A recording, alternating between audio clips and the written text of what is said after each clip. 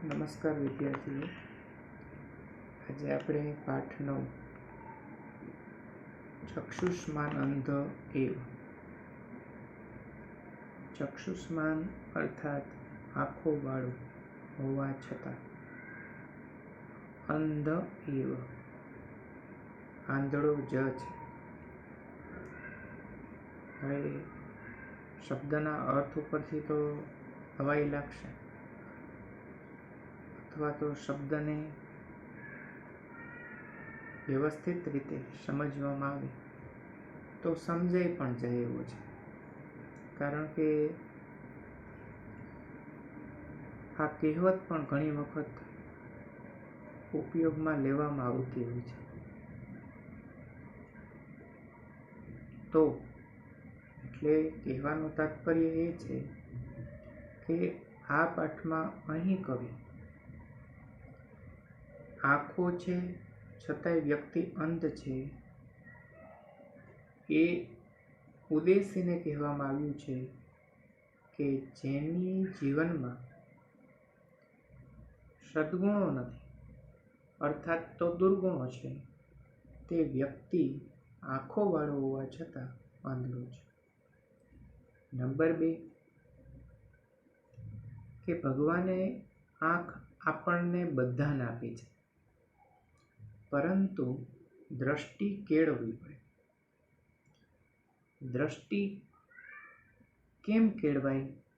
તો કે તે સદ્ગુણોથી કેળવાય, સારા વિચારોથી કેળવાય, મૂલ્યલક્ષી શિક્ષણથી કેળવાય. જીવનલક્ષી શિક્ષણ, મૂલ્યલક્ષી શિક્ષણ, આ બધાથી દ્રષ્ટિ કેળવાય. અને દ્રષ્ટિ મળે તો દ્રષ્ટિકોણ બદલે, અને દ્રષ્ટિકોણ બદલે તો જીવન એક હકારાત્મક ચાલે, અને હકારાત્મક જીવન બને તો જીવન આનંદિત બને, અને હકારાત્મક જીવનથી જીવન આનંદિત બને તો જીવન જીવા જેવું લાગે, અને જીવન જીવા જેવું લાગે તો માણસનું મન ધીમે ધીમે ઈશ્વર તરફ જાય, અને ઈશ્વર તરફ જાય તો તેના માટે શબ્દો ઓછા પણ વિદ્યાર્થીઓ કહેવા માટે. કારણ કે ભગવાનની પ્રતીતિ થવી, ભગવાન છે એ આપણે વિશ્વાસ દાખવીએ છીએ, પરંતુ તેને અનુભવીએ છીએ કે નહીં, આ એક મોટી વાત છે. તો વિદ્યાર્થી, અહીં આજે આંખો વાળો હોવા છતાં હવે કયા વ્યક્તિઓ અંધ છે, તો શોર્ટમાં તેમની વિષય વસ્તુ વિદ્યાર્થીઓ તમને સમજાવું તો આજે વિદ્યાર્થીઓ એટલું જ મારે અહીં કહેવાનું છે કે જેમના જીવનની અંદર દુર્ગુણો છે તે વ્યક્તિ પાસે આંખ હોય પરંતુ દ્રષ્ટિ નથી હોતી. દ્રષ્ટિ કેળવવા માટે જીવનમાં ગુણોને લોહીમાં ઉતારવા જોઈએ અને તેને સંક્રાંત કરવા પડે. સ્વામી વિવેકાનંદ આ બાબત માટે બહુ કહે છે સ્પષ્ટ કે કોઈ પણ સદવિચારો છે તે વ્યવહારમાં જવા જોઈએ, માણસના લોહીમાં જવા જોઈએ. આચાર વિચાર, આપણે શબ્દ વાપરીએ છીએ ને બંને સાથે, કે વિચાર અને આચાર એ સમાન હોય છે. તો અહીં આ પાઠમાં એ જ કહેવામાં આવે છે. અને આ પાઠમાં સૌથી વધારે જો કોઈ દુર્ગુણ ઉપર, વિકાર ઉપર ફોકસ કરવામાં આવેલું હોય અને તેના દ્વારા શું નુકસાની થાય છે, તેના દ્વારા માણસને શું તકલીફ થાય છે, અને તેના દ્વારા તેને શું નિષ્ફળતા મળે છે, તેની વાત કરવામાં આવે છે. અને તે વાત છે એટલે કે ક્રોધ.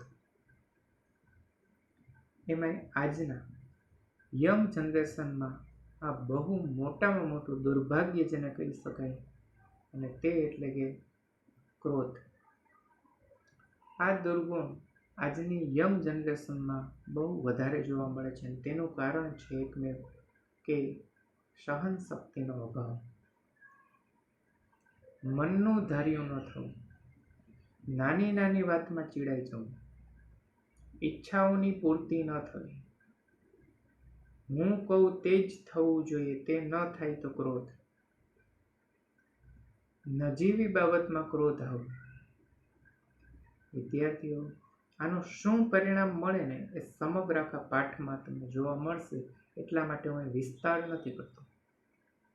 હવે આવા જે વ્યક્તિઓ છે તે વ્યક્તિ માટે અહીં કવિએ કીધું છે કે ચક્ષુષ્માનંદય, કે આ વ્યક્તિ આંખો વાળો હોવા છતાં અંધ છે. આંખો વાળો હોવા છતાં મતલબ અહીં અજ્ઞાનતા છે. અજ્ઞાનતા જ તે હંમેશા દુઃખનું કારણ છે. આજે કોઈ પણ વ્યક્તિઓ એમ કહે છે કે ભગવાન દુઃખ કેમ જાય, આવી તકલીફો બધી ઘણી બધી પડે છે, દુઃખ ઘણું બધું છે. વિદ્યાર્થીઓ, એનું એકમેવ કારણ છે અજ્ઞાનતા, યથાર્થ જ્ઞાનનો અભાવ. યથાર્થ જ્ઞાનનો અભાવ, તો અહીં આજે આપણને યથાર્થ જ્ઞાન આપવાની વાત કરે છે, બરાબર. અને આ પાઠની ગદ્યની રચના તે ગદ્યના સમ્રાટે કરી છે. ગદ્યના સમ્રાટ તરીકે જાણીતા એવા આપણા સંસ્કૃત સાહિત્યના કવિ, અને તેનું નામ છે બાણભટ્ટ. અને તે હર્ષવર્ધન રાજાના સમયમાં આપણા ભારતમાં થઈ ગયા. અને રાજા હર્ષ તે આપણા પંચ મહાકાવ્યો તેમાંનું એક કાવ્ય નૈષધ, તેના રચયિતા તે રાજાનું નામ છે હર્ષવર્ધન. તેના સમયની અંદર બાણભટ્ટનો જન્મ થયો. તે વત્સ ગોત્રમાં થયો તેમનો જન્મ, બાણભટ્ટનો. હરેક માણસનું ગોત્ર હોય છે. આજે તમે તમારા મમ્મી પપ્પાને અથવા તમારા ઘરમાં દાદાને દાદીને પૂછજો કે આપણું ગોત્ર કયું. હરેક ગોત્રના નામ આઈ થિંક ઋષિઓના નામથી છે. કોઈનું કશ્યપ ગોત્ર, કોઈનું વશિષ્ઠ, કોઈનું જૈમિની, બરાબર, વિશ્વામિત્ર, આ બધા ગોત્રના નામ છે.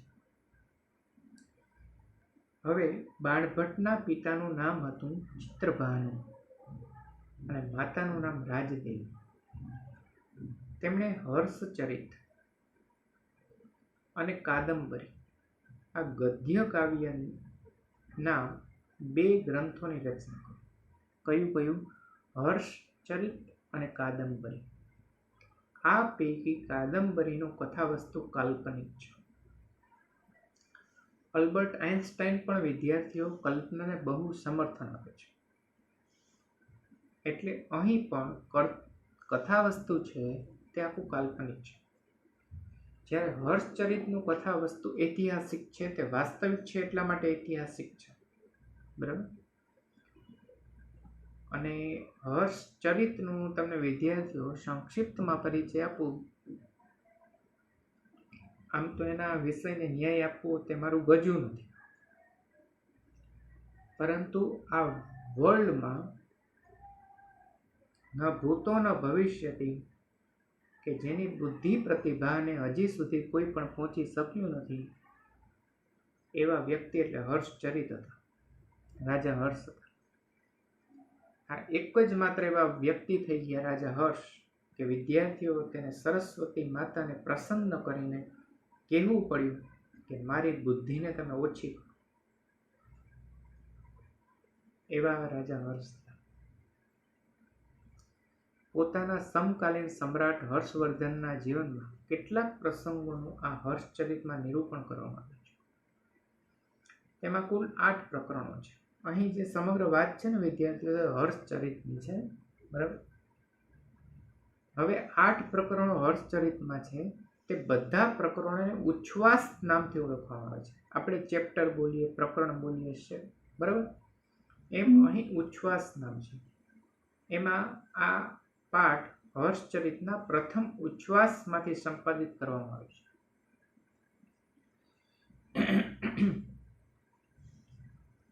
હવે એમાં એક એવી ઘટના બને છે વિદ્યાર્થીઓ કે તેમનો થોડોક સંક્ષિપ્ત સાર આપી દઉં. પિતામહ બ્રહ્માજી છે તેને પિતામહ કહેવામાં આવે છે. અને આપણે બધા બ્રહ્માજીના માનસ પુત્રો કહેવાય. ઉત્પત્તિ, સ્થિતિ અને લય. આ જગતની ઉત્પત્તિ કોણે કરી? તો ભગવાન બ્રહ્માજી. તેની સ્થિતિ એટલે તેનું ભરણ પોષણ કોને કર્યું? તો કે વિષ્ણુ. અને તેના લય કે એનું લય કરવાની તાકાત કોનામાં છે? તો ભગવાન શિવમાં. એટલે અહીં સમગ્ર સૃષ્ટિના પિતા, એટલા માટે જ તેને બ્રહ્માજી કહેવાય છે. અને બ્રહ્માએ સમગ્ર સૃષ્ટિની રચના કરી. તે સૃષ્ટિની સર્વશ્રેષ્ઠમાં શ્રેષ્ઠ જો રચના હોય તો તે છે માણસ, મનુષ્ય. મનુષ્ય શબ્દ શેના ઉપરથી આવ્યો વિદ્યાર્થીઓ?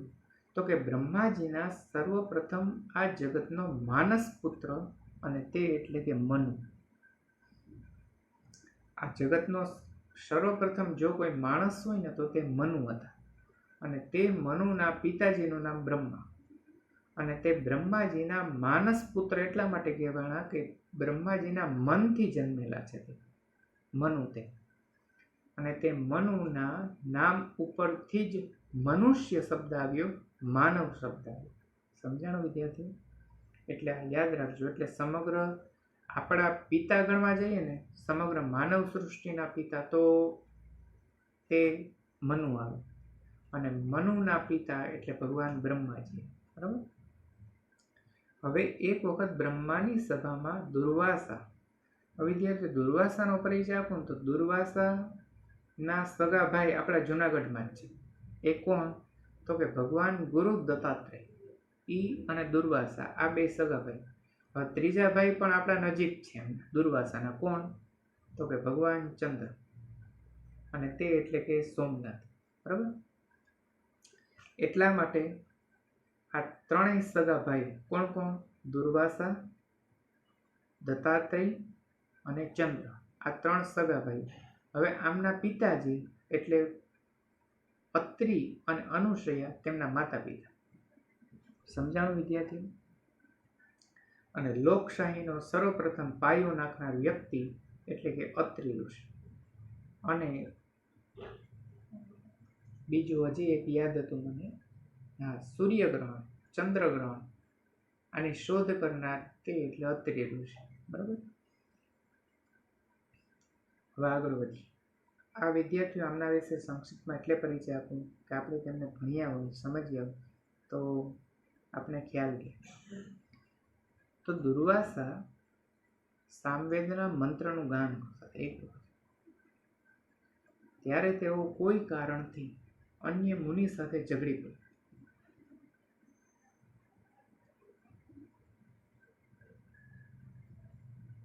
અને મંત્રના ગાનમાં ભૂલ થઈ. બરાબર. આથી દેવી સરસ્વતીને હસવું આવ્યું. હસી રહેલા સરસ્વતીને જોઈને દુર્વાસા ગુસ્સે થઈ. ગુસ્સામાં ભાન ભૂલેલા દુર્વાસાએ સરસ્વતીને પૃથ્વી પર અવતરવાનો શાપ આપી દીધો. દુર્વાસાના ક્રોધથી ડરીને અન્ય ઋષિમુનિ તો મૌન જ રહ્યા. પણ પિતામહ બ્રહ્માએ દુર્વાસાને કઠોર શબ્દમાં ઠપકો આપ્યો. અને બ્રહ્માએ આપેલા ઠપકાનું આ પાઠમાં વર્ણન શક્ય છે. એટલે અહીં બ્રહ્મા અને દુર્વાસા વચ્ચેના ઠપકાનું માત્ર દુર્વાસાને ઠપકો નથી, પરંતુ અહીં આપણને આ બંનેના સંવાદ દ્વારા આપણા હર કોઈ માણસના જીવનમાં અહીં પ્રેરણા આપશે કે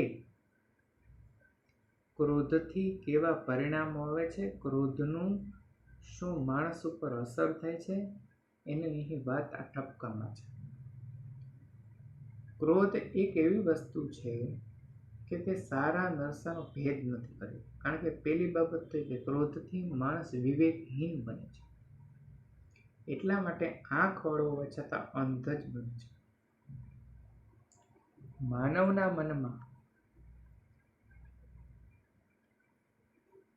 પ્રગટતા ક્રોધથી શરીરમાં સી પ્રતિક્રિયા થાય અને ક્રોધને લીધે આવી પડનારા દુષ્પરિણામો એનો અંગુલી નિર્દેશ અહીં બ્રહ્માજી દ્વારા આપણને પણ કહેવામાં આવે છે. ક્રોધાંધ માણસ આંખો હોવા છતાં કઈ બાબતોને જોઈ શકતો નથી. તેનું વર્ણન કરીને ક્રોધથી દૂર રહેવાનો બોધ આ પાઠમાં બહુ સરસ રીતે કરવામાં આવેલો છે.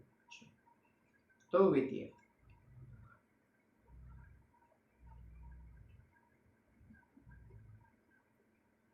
અહીં આપણે તેનો અનુવાદ જોઈએ વિગતવાર કે શું કહે છે તે. પાઠ બહુ સંક્ષિપ્ત છે, પરંતુ બોધ તે જીવનને બહુ મોટી પ્રેરણા આપી જાય છે. તો શરૂઆત કરીએ. અથ તામ તથા સપ્તામ સરસ્વતીમ દ્રષ્ટા પિતામહો મંગલપટહેનેવ સ્વરેણ આસાહ પુરયન સુધીરમ દુર્વાસસમ ઉવાચ. શું કહે છે? અથ શબ્દનો અર્થ થશે હવે. બરાબર વિદ્યાર્થીઓ? હવે તે સરસ્વતીને, જો તામ તથામ સપ્તામ સરસ્વતીમ દ્રષ્ટવા. હવે વિદ્યાર્થી, હવે તામ એટલે કે તે, સરસ્વતીમ દ્રષ્ટા, સરસ્વતીને, હવે તે સરસ્વતીને, પછી તથા સપ્તામ, હવે તે લેવાનું છે, તે પ્રમાણે, તથા એટલે તે પ્રમાણે, શાપિત, જો સપ્તામ શબ્દ છે, શાપિત થયેલી, હવે દ્રષ્ટવા શબ્દનો અર્થ લેવાનો છે, જોઈને. પિતામહ, પિતામહ બ્રહ્માજી મંગલપટહેને, મંગલકારી નગારાના જેવા, બરાબર, મંગલપટહેને અર્થાત મંગલકારી નગારાના જેવા. મંગલપટ એટલે મંગલકારી, પટહેનેવ, સોરી પટહેનેવ અર્થાત નગારાના જેવા, બરાબર. સ્વરેણ તૃતીય વિભક્તિ એકવચન એટલે કે સ્વર વડે, આસાહા અર્થાત દિશા, ઓને, આસાહા બહુવચનમાં છે. આકારાંત પ્રથમ વિભક્તિ બહુવચનમાં છે. આશાઓને અર્થાત દિશાઓને, પુરયન ભરી દેતા, ભરી દેતા, સુધીરમ ગંભીરતાપૂર્વક, દુર્વાસસમ દ્વિતીય વિભક્તિ એકવચન, દુર્વાસાને, ઉવાચ કહ્યું, રિપીટ, પ્રથમ લીટી જોઈએ. હવે તે સરસ્વતીને તે પ્રમાણે સ્થાપિત થયેલી જોઈને પિતામહ બ્રહ્માજીએ મંગલકારી નગારાના જેવા સ્વર વડે દિશાઓને ભરી દેતા ગંભીરતાપૂર્વક દુર્વાસાને કહ્યું. હવે સમજૂતી આપો. અહીં દુર્વાસા સરસ્વતીને શાપ આપે છે. તો શાપ આપ્યા પછી ની અહીં વાત કરવામાં છે કે હવે તે સરસ્વતીને તે પ્રમાણે સ્થાપિત થયેલી જોઈને બ્રહ્માજી એ મંગલકારી નગારાના જેવા, એટલે અહીં વિદ્યાર્થીઓ જે ઠપકો આપ્યો છે તેને ઉપમા અલંકારનો ઉપયોગ કર્યો છે. ઉપમા આપી. કોની ઉપમા આપી? તો કે મંગલકારી નગારાના જેવા, બરાબર, સ્વર વડે. હવે પાછી ઉપમા આપી. કઈ ઉપમા આપી? આસાહા અર્થાત દિશાઓને ભરી દેતા. ચારે દિશાઓમાં એનો ઠપકો મંગલકારી નગારાના જેવો આપીને સંપૂર્ણ ચારે ચાર દિશાઓમાં બ્રહ્માજીનો ઠપકો બધાને સુધી પહોંચ્યો તેવા અવાજમાં ગંભીરતાપૂર્વક દુર્વાસાને કહ્યું. બરાબર. ઘણીવાર ઠપકો, ઘણીવાર પપ્પા આપે તો તમારે જોવું, ઠપકો એક જ વ્યક્તિના પાસે, પરંતુ બોલે એવી રીતે ને એમાં બધાયનું આવી જાય.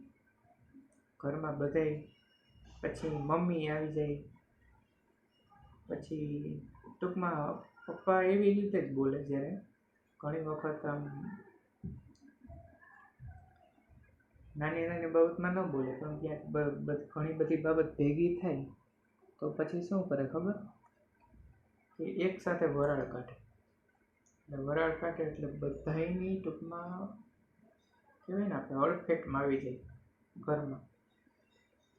એટલે વ્યક્તિગત કહેવું ન પડે.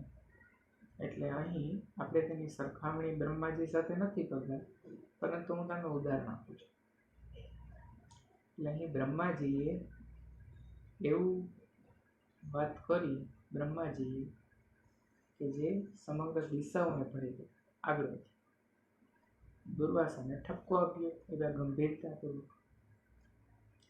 બ્રહ્મણ અર્થાત હે બ્રાહ્મણ, ન ખલુ સાધુ સેવિતો પ્લસ અયમ પંથા યેન પ્લસ અશી પ્રવૃત્ત.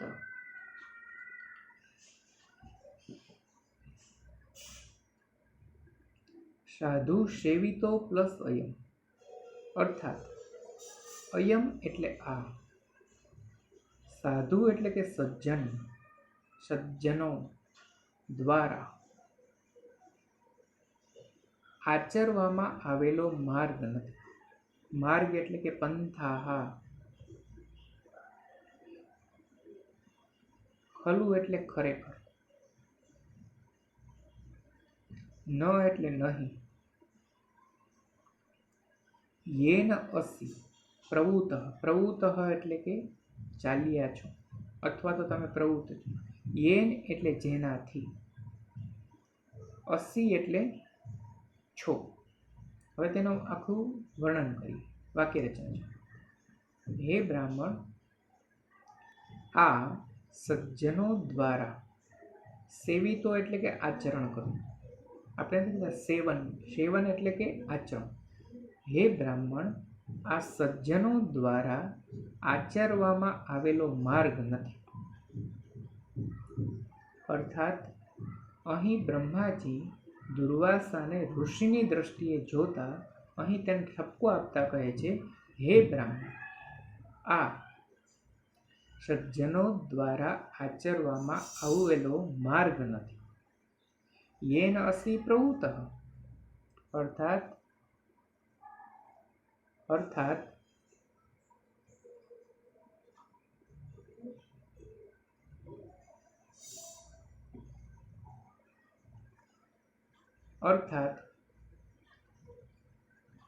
જેના પર તમે ચાલ્યા છો. યેન એટલે જેના, અસી એટલે છો, પ્રવૃત્ત એટલે ચાલ્યા. બરાબર? હે બ્રાહ્મણ, આ સજ્જનો દ્વારા આચરવામાં આવતો માર્ગ નથી જેના પર તમે ચાલ્યા છો. બરાબર? નિહંતી એસ પરસ્તાદ, સંધિ છૂટી પડશે. નિહંતી પ્લસ એસ. નિહંતી એટલે કે હણી નાખે છે. બરાબર? પરસ્તાદ એટલે પાછળથી. એસ એટલે એ. નિહંત એટલે હણી નાખે છે. પરસ્તાદ એટલે પાછળથી. એ પાછળથી હણી નાખે છે. શું હણી નાખે છે? તો કે ક્રોધ. બરાબર? અને તમે જે આચરણ કરો છો તે સજ્જનો દ્વારા આચરવામાં માંગતું નથી. તમે મતલબ સજ્જનની કેટેગરીમાં જો હોવ તો સજ્જનો દ્વારા માર્ગ આચરવામાં આવતો નથી જેના પર તમે ચાલો છો. બરાબર? એટલે કહેવાનો બ્રહ્માજીનો તાત્પર્ય એ છે કે તમે જે માર્ગ ઉપર મતલબ કે ક્રોધ કરો છો તે સજ્જનો તેના ઉપર ક્યારેય નથી ચાલતા, આવું રીતના બિહેવિયર નથી કરતા, કારણ કે તે પાછળથી હણી નાખે છે. બરાબર? હવે આગળ વધીએ. શું કહે છે?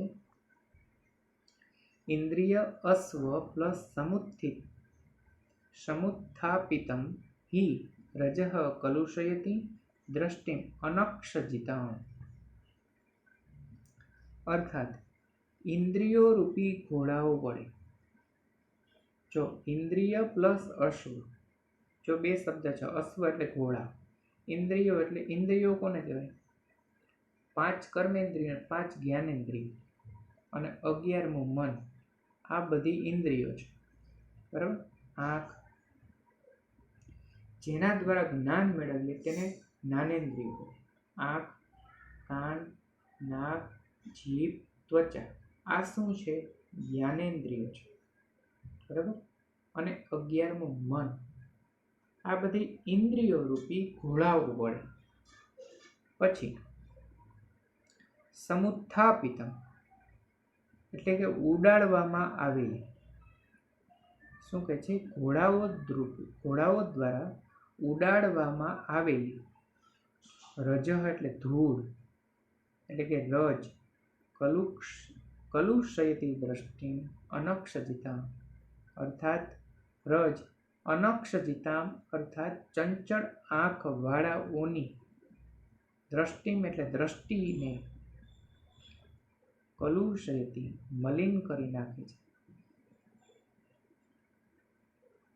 ત્રીજો પુરુષ એકવચન વર્તમાન કાળ ક્રિયાપદ કલુષયતી. રિપીટ કરું છું કે ઇન્દ્રિયો રૂપી ઘોડાઓ દ્વારા, ઇન્દ્રિયો રૂપી એટલે શા માટે ઇન્દ્રિયો રૂપી ઘોડા વડે એવો શબ્દ વાપર્યો? કારણ કે અહીં ક્રોધ છે તે કોના દ્વારા આવે? ઇન્દ્રિયો દ્વારા. ઇન્દ્રિયો માણસની સંયમ ન રાખે તો એ શું પરિણામ લઈ આવે છે એનું વાત કરી છે. ઇન્દ્રિયો રૂપી ઘોડાઓ દ્વારા ઉડાડવામાં આવેલી રજ ચંચળ આંખવાળાની દ્રષ્ટિને, ચંચળ આંખવાળા બરાબર ની દ્રષ્ટિને મલિન કરે છે. બરાબર, મલિન કરી નાખે છે. એટલે ક્યારેય પણ હંમેશા મલિનતા ન લઈ આવવા માટે ઇન્દ્રિયોને હંમેશા સંયમિત રાખવી જોઈએ. પછી આગળ કહે છે કિયત દૂરમ વા ચક્ષુ ઈક્ષતે. શું કહે છે? અથવા વા શબ્દનો અહીં અર્થ થશે અથવા. કિયદ દૂરમ ચક્ષુ ઈક્ષતે અથવા આંખ કેટલું દૂર જોવે છે. જો ચંચળ આંખવાળાની દ્રષ્ટિને મલિન કરે છે. બરાબર, ચંચળ આંખવાળાની દ્રષ્ટિને મલિન કરે છે. કોણ મલિન કરે છે? તો કે ઇન્દ્રિયો રૂપી ઘોડાઓ દ્વારા ઉડાડવામાં આવેલી રજ. હવે જો એ ઉડાડવામાં ના આવે તો આંખ કેટલું દૂર જોવે છે? પ્રશ્નાર્થ કરીએ. સમજાણ? આજે દાખલા તરીકે ઘણી વખત તમે સાંભળ્યું છે કે કોઈને ઝઘડો થતો હોય તો આંખમાં ચટણી ઉડાડવામાં આવે. બરાબર, છાટણી કરે એટલે આંખ છે તે બંધ થઈ જાય.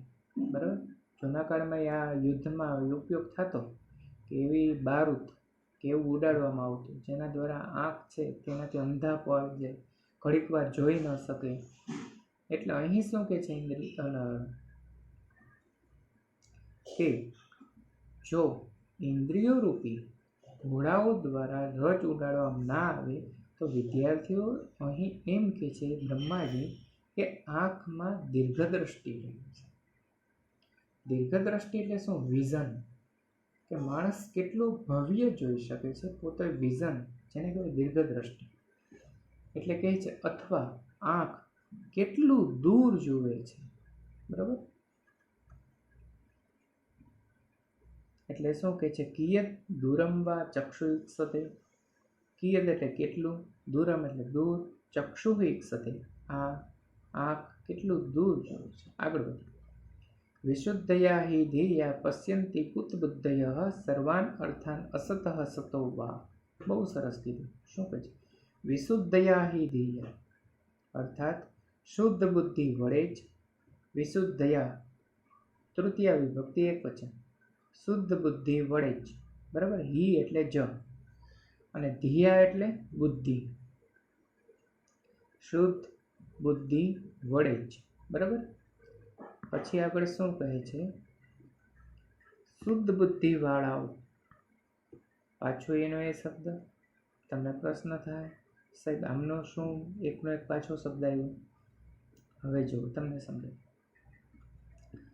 શુદ્ધ બુદ્ધિ વળે છે. એનું સંસ્કૃત શું આવે છે? વિશુદ્ધયા હિ ધીયા. ધીયા એટલે બુદ્ધિ, વિશુદ્ધયા એટલે શુદ્ધ બુદ્ધિ વળે છે.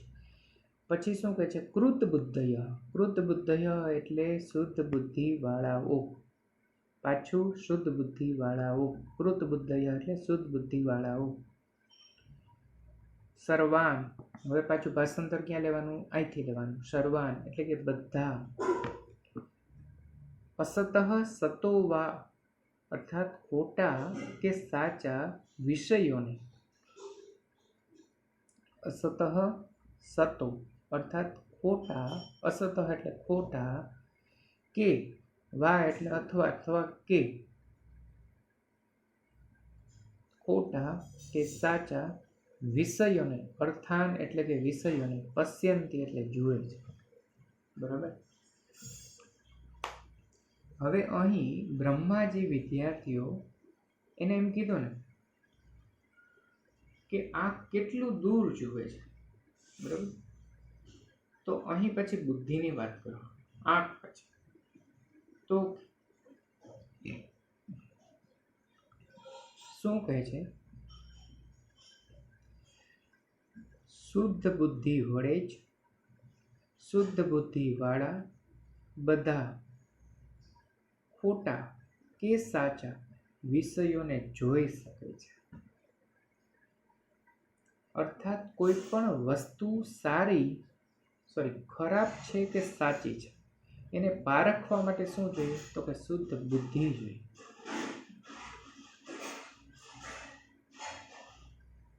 ભગવાનનો પ્રેમ એ ક્યારે જોઈ શકાય? તો કે તેના માટે વિશુદ્ધ બુદ્ધિ જોઈએ. શુદ્ધ બુદ્ધિ વડે છે. શું અહીંયા સુંદર વર્ણન કર્યું છે કે શુદ્ધ બુદ્ધિ વાળાઓ શુદ્ધ બુદ્ધિ વડે જ સાચા કે ખોટા વિષયોને જોઈ શકે છે. અને તે ક્યારે થાય? કે રાગ દ્વેષ રહિત બુદ્ધિ થાય. વિદ્યાર્થી, અને આપણે આજે મહાન પુરુષોના વિચારોને આજે અનુસરીએ છીએ તેનું કારણ શું? કારણ કે તેની બુદ્ધિ કેવી હતી? શુદ્ધ હતી. બુદ્ધિ 3 પ્રકારની. વિદ્યાર્થી, સમાજમાં 3 પ્રકારના લોકો: બુદ્ધિવાદી, બુદ્ધિજીવી અને બુદ્ધિનિષ્ઠ. બુદ્ધિવાદી એટલે કે જેની બુદ્ધિ માત્ર વાદ વિવાદમાં વપરાતી હોય, અને બુદ્ધિનિષ્ઠ બુદ્ધિજીવી એટલે માત્ર ને માત્ર પોતાની બુદ્ધિ એક માત્ર ને માત્ર વિત્ત કમાવા માટે, પેટ ભરવા માટે જેની બુદ્ધિ વપરાતી તેને બુદ્ધિજીવી કહેવાય. અને બુદ્ધિનિષ્ઠ એટલે કે જેમની બુદ્ધિ ઈશ્વરાર્થ કાર્યાર્થે વપરાતી હોય તેને બુદ્ધિનિષ્ઠ કહેવામાં.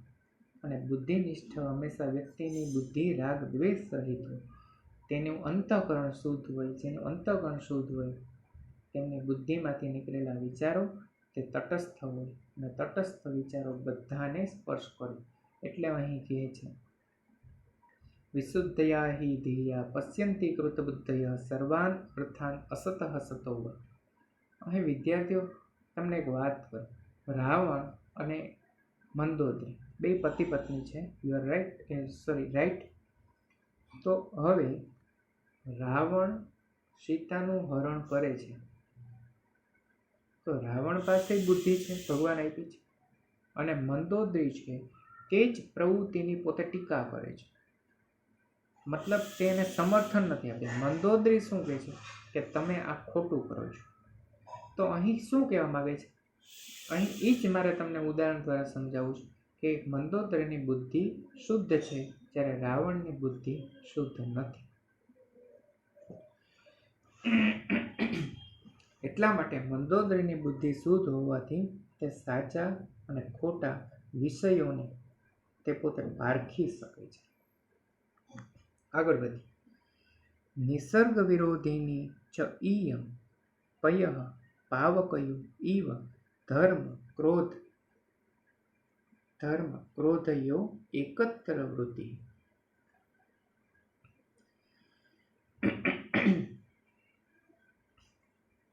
અર્થાત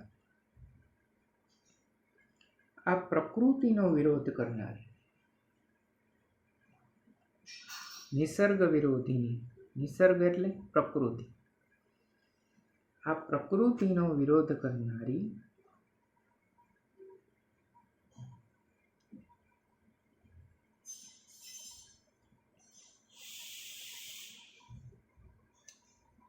હવે પ્રકૃતિનો વિરોધ કરનારી એટલે શું વિદ્યાર્થી?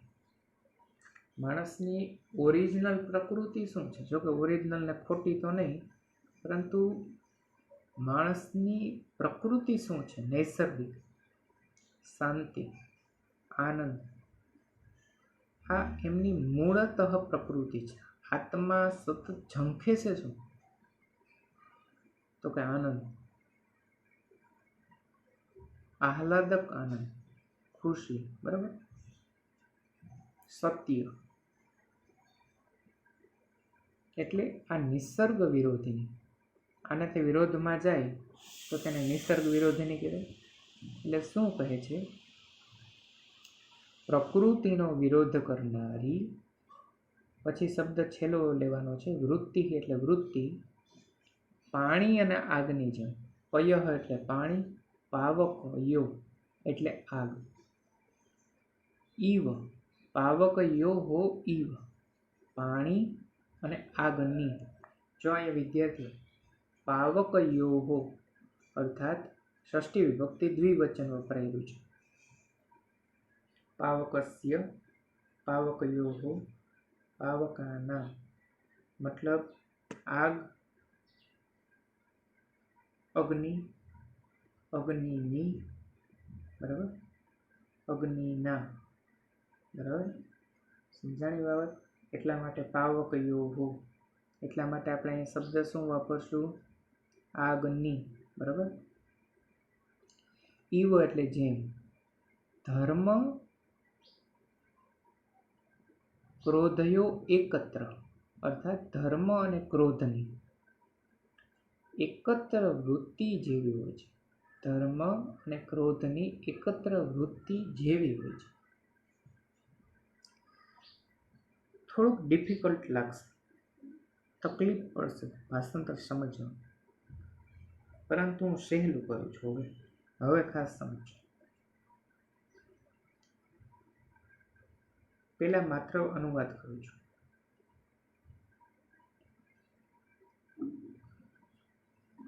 પ્રકૃતિનો વિરોધ કરનારી વૃત્તિ પાણી અને આગની જેમ ધર્મ અને ક્રોધની એકત્ર વૃત્તિ જેવી હોય છે. શું કહે છે? રિપીટ.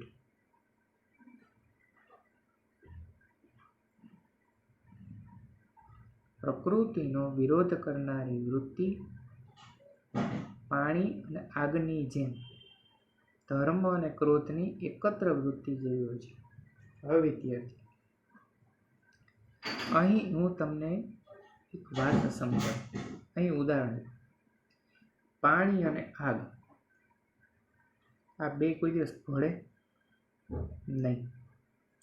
જ્યાં પાણી હોય ત્યાં આગ ન હોય, જ્યાં આગ હોય ત્યાં પાણી નહીં. આ બે વિરોધાભાસ થયો. એવી જ રીતના ઉદાહરણ હવે આપ્યું, ધર્મ અને ક્રોધ. ધર્મ હોય તો અહીંયા ક્રોધ ન હોય, અને ક્રોધ હોય તો અહીંયા ધર્મ ન હોય. હવે સમજાઈ ગઈ આખી વાત. હવે અહીંયા વાત લખી નિસર્ગ વિરોધીની. નિસર્ગ એટલે પ્રકૃતિ. પ્રકૃતિ પાણીની પ્રકૃતિ શું છે? ઠંડક. આગની પ્રકૃતિ શું છે? તો કે દાહક. ધર્મની પ્રકૃતિ શું છે? તો કે શાંતિ. ક્રોધની પ્રકૃતિ શું છે? તો કે અશાંતિ. હવે આ બે મેચ્યોર થાય છે? પાણી અને આગ મેચ થાય? નહીં. ધર્મ અને ક્રોધ મેચ થાય? નહીં. તો એ કેવી પ્રકૃતિ? વિરોધી થઈ, વિરોધાભાસની પ્રકૃતિ છે. આને તમે એકત્ર કરો છો. હવે વાત સમજાણી તમને ટૂંકમાં? મતલબ તમે ધર્મના નામે તમે બધો વેશ ધારણ કરો છો અને પોતાને ધાર્મિક વ્યક્તિ ગણો છો, અને પાછું ધાર્મિક વ્યક્તિ તો બધાને લોકોને તમે દેખાડાવો છો, અને સાથે સાથે તમે અરે અંદરથી ક્રોધ રહેલો છે. તો કોઈ દિવસ ધાર્મિક અને ક્રોધ આ બંને વસ્તુ ક્યારે મેચ ન થાય. એટલે તમે એવું કરો છો કે નિસર્ગ વિરોધીની,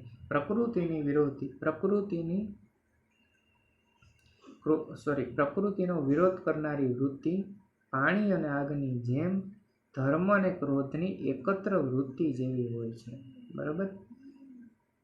એટલે તમે એવી વસ્તુ ભેગી કરો છો કે જે પ્રકૃતિનો કોઈ દી મેચ નથી થતી. ચાલો આગળ વધીએ.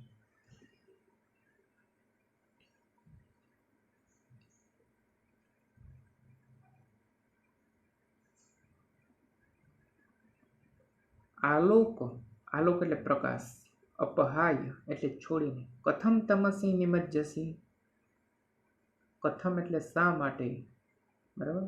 તમસી એટલે કે તમે, અને નિમજ્જસી, સોરી, તમસી એટલે અંધકારમાં, નિમજ્જસી એટલે ડૂબી રહ્યા છો. ઓકે છે.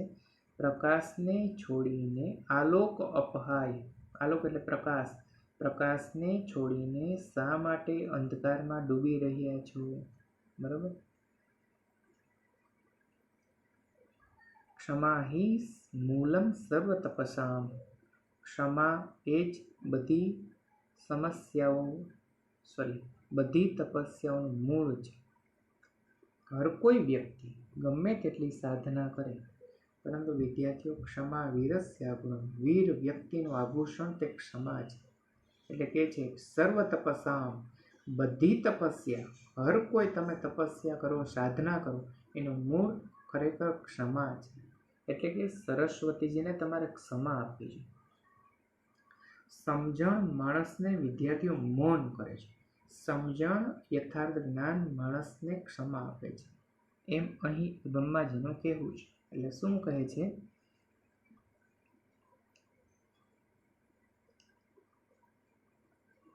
કે ખરેખર ક્ષમા બધી તપસ્યાઓનું મૂળ છે.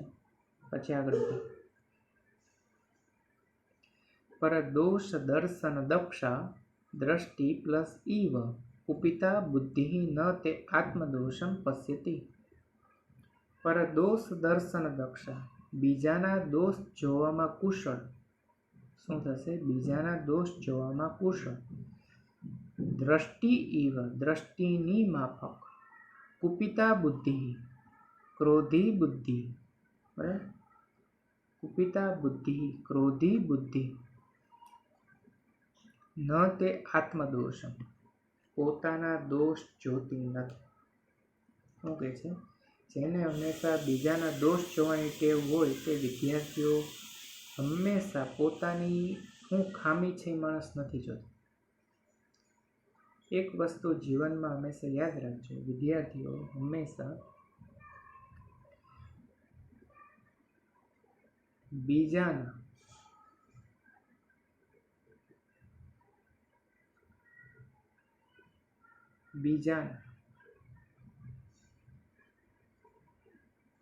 ગુણો જોવા તે સૌથી મોટામાં મોટો પ્લસ પોઈન્ટ છે. બીજાના સદગુણોને જોવા તે સૌથી મોટામાં મોટો પ્લસ પોઈન્ટ છે, અને બીજાના દુર્ગુણોને જોવા તે સૌથી મોટામાં મોટો માઇનસ પોઈન્ટ છે. એટલે હંમેશા માટે યાદ રાખો. અને પોતાના માઇનસ પોઈન્ટને ઓળખવા એ સૌથી મોટામાં મોટો પ્લસ પોઈન્ટ છે. આપણી અંદર રહેલી ખામીને ઓળખવી, પીછાણવી તે સૌથી મોટામાં મોટો પ્લસ પોઈન્ટ છે. પણ આપણે બીજાના માઇનસ પોઈન્ટમાંથી ક્યારેય ઊંચા આવતા નથી, તો આપણો પોતાનો તો દેખાય ને, બીજાનો જોવામાંથી ઊંચા આવતા નથી. એટલા માટે બીજાના દોષ જોવામાં કુશળ દ્રષ્ટિની જેમ ગુસ્સે થયેલી બુદ્ધિ ન તે આત્મદોષમ પશ્યતિ, પોતાના દોષ ક્યારેય જોતી નથી. ક્વ મહાતપોભાર વૈવધિકતા ક્વ પુરો ભાગિત્વ. રિપીટ કરું છું સંસ્કૃત. ક્વ મહાતપોભાર વૈવધિકતા ક્વ પુરો ભાગિત્વ. અર્થાત શું કહે છે વિદ્યાર્થીઓ? ક્યાં મહાન તપના ભારને વહન કરવાની શક્તિ, મહાતપોભાર વૈવધિકતા, ક્યાં મહાન તપના ભારને વહન કરવાની શક્તિ, સ્વપુરો ભાગિત્વ, ક્યાં અન્યના દોષ જોવાની વૃત્તિ. પુરોભાગિત્વમ એટલે બીજાના દોષ જોવાની વૃત્તિ. અને મહાતપો ભાર વૈવધિકતા એટલે મહાન તપના ભારને વહન કરવાની શક્તિ. કારણ કે દુર્વાસા પોતે તપસ્વી હતા, એટલે કહે છે ક્યાં મહાન તપના ભારને વહન કરવાની શક્તિ અને ક્યાં બીજાના દોષને જોવાની વૃત્તિ. આ ક્યારેય ઓપે નહીં, ક્યારેય આ વસ્તુ સાજે નહીં. સાજે હંમેશા એવું વર્તન હંમેશા કરો. અતિ રોષણ ચક્ષુષ્માનંદ. કેવી વાત સરસ કરી દીધી કે હે દુર્વાસા, ક્યાં તમારી અંદર મહાન તપના ભારને વહન કરવાની શક્તિ અને ક્યાં બીજાના દોષને જોવાની વૃત્તિ. જેમ માણસ નાની થાય તેમ માણસ હંમેશા મૌન થાય, મૌન બને એમ માણસ વિનમ્ર બને. ગુસ્સાના ક્રોધ હંમેશા વિદ્યાર્થીઓ બે પ્રકારના, એક વિકાસાત્મક ક્રોધ અને એક વિકારાત્મક ક્રોધ.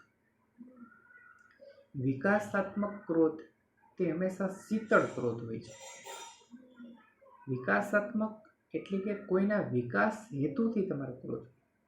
અને વિકારાત્મક ક્રોધ એટલે અંદરથી પાપ હોય અને ક્રોધ આવો, તેને વિકારાત્મક. કોઈ પણ ઇન્દ્રિયોની પૂર્તિ ન થવાને લીધે વિકાર ઉત્પન્ન થવો,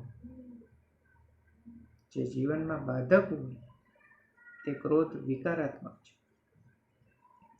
અને વિકાસાત્મક ક્રોધ, દાખલા તરીકે